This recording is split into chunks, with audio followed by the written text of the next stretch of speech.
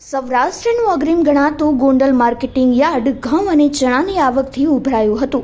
યાર્ડમાં ઘઉં અને ચણાની સિઝનની રેકોર્ડ બ્રેક આવક નોંધાઈ હતી.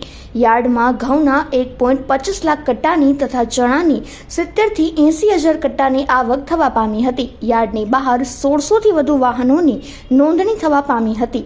હરાજીમાં ઘઉંના 20 કિલોના ભાવ ₹470 થી 650 સુધીના બોલાયા હતા, જ્યારે દેશી ચણાના 20 કિલોના ભાવ ₹900 થી 1050 સુધીના બોલાયા હતા. યાર્ડના સત્તાધીશો દ્વારા ઘઉં અને ચણાની આવકને લઈને અન્ય જાહેરાત ન કરવામાં આવે ત્યાં સુધી આવક બંધ કરવામાં આવી છે.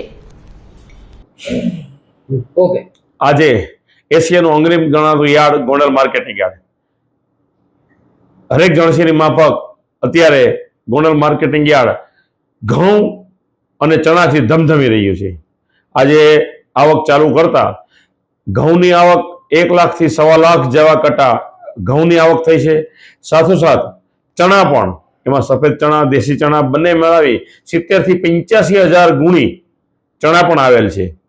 એટલે આખું માર્કેટિંગ યાર્ડ અત્યારે ફૂલ ભરાઈ ગયું છે. આવક ચાલુ છે, સાથોસાથ વેચાણ પણ ચાલુ છે.